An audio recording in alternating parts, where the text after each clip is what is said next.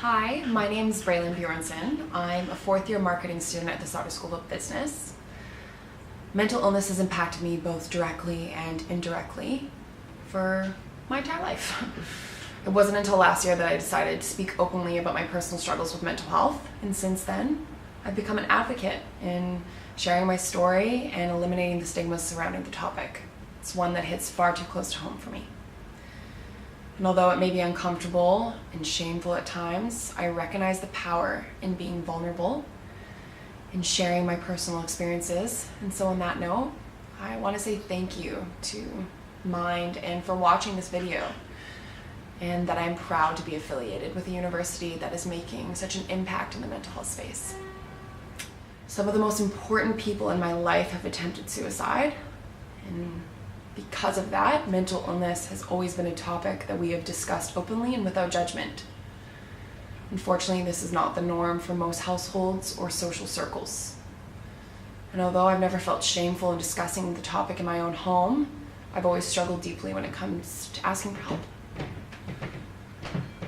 My mental illness definitely didn't develop overnight, and it was a gradual process. It was second year of university when I finally recognized the depths and severity of it. Since I can remember, I've never felt like I was good enough, smart enough, pretty enough. The first time I felt proud was when I was accepted into Sauder, one of the top business schools in Canada, although the feeling didn't last long. Moving away from home for the first time is difficult enough on its own, and then you throw calculus and economics in there, and yeah. My academics plummeted in second year. I was failing exams, which is not the norm for me. I felt like a failure. It was a bad year. I suffered some really traumatic losses. My aunt, who was living with us at the time, was diagnosed with terminal cancer and then passed shortly after. My dog died. Had some really big falling outs with some best friends. And the boy I liked suddenly decided he didn't like me anymore. And these are all things that we go through in our life. The timing was just really what drove me into a downward spiral, and I felt as if I lost control of every aspect of my life, and so I needed something to grab onto. And the thing I chose to control was food. Just to give you a little bit of context, I've never been one to calorie count, weigh myself, or even hit the gym. Throughout high school, my diet consisted of pizza pops and instant noodles. I was a teenager. Gym and salads were not a priority. Friends and partying definitely were. I never looked in the mirror and disliked what I saw.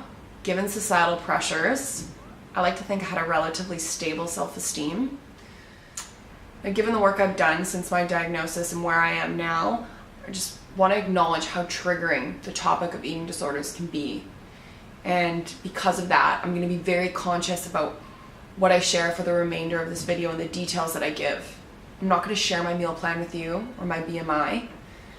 I will tell you that I struggled to get out of bed, that I fainted in front of my entire family on Christmas morning, that my skin turned yellow, that my hair fell out, my teeth rotted, that physically I was deteriorating.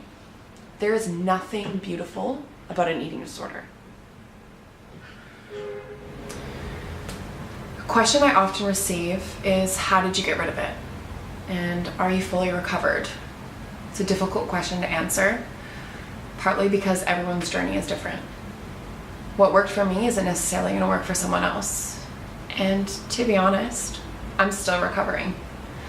I'd be lying to you if I told you that I love what I see in the mirror, or that I don't have anxiety around food. I definitely do. And some days are better than others.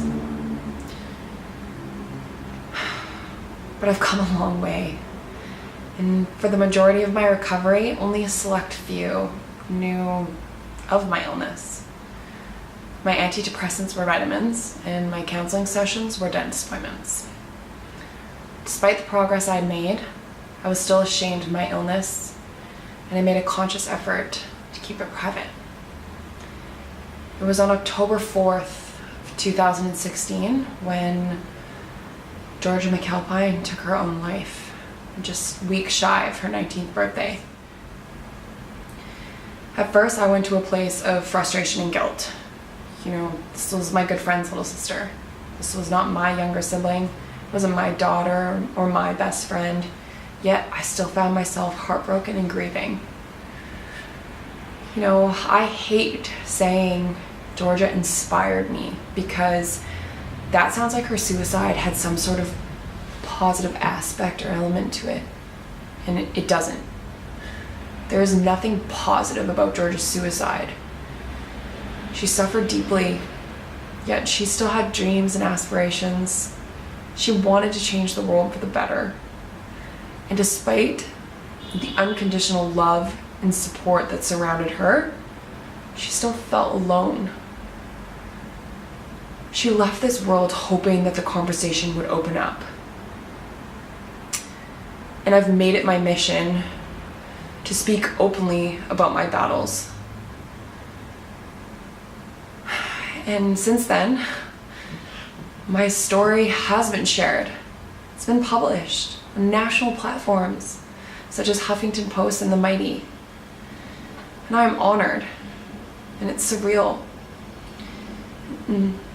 Last January, I returned to the high school that Georgia and I graduated from, and I hosted the first mental health assembly in our school district. She's inspired me to talk about it. Not because it's easy, but because it helps. There is so much power in talking about it. It is time that we viewed our mental health as important as our physical health. Why is it that when you break your arm, everyone wants to sign your cast? You tell someone you're depressed and they run the other way. The only way we can bridge the gap is by talking about it. I've made it my mission to be loud about mental health. And why? For that one person who reads it or hears about my story and feels a little less alone. Because there is no shame in vulnerability. There is so much strength to be seen in individuals that are challenging societal norms. We forget the impact that our spoken and written words have on other people. So whatever it is that you do, please do it from a place of compassion and from kindness. The way someone presents themselves is not an indication of how they feel. And it is our responsibility to shift the conversation to a more open and safe space.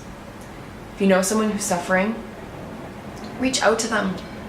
If you don't know what to say, then just tell them that you love them, that you're there for them, that you're always willing to listen. Tell them you'll sit in the waiting room, the doctor's office. Write them a letter if you can't quite find the words. Love them, keep loving them, keep telling them. Don't give up. It can be a very lonely and dark and isolating space, but together, I know we can make it a little less lonely. Speak up. You're not alone.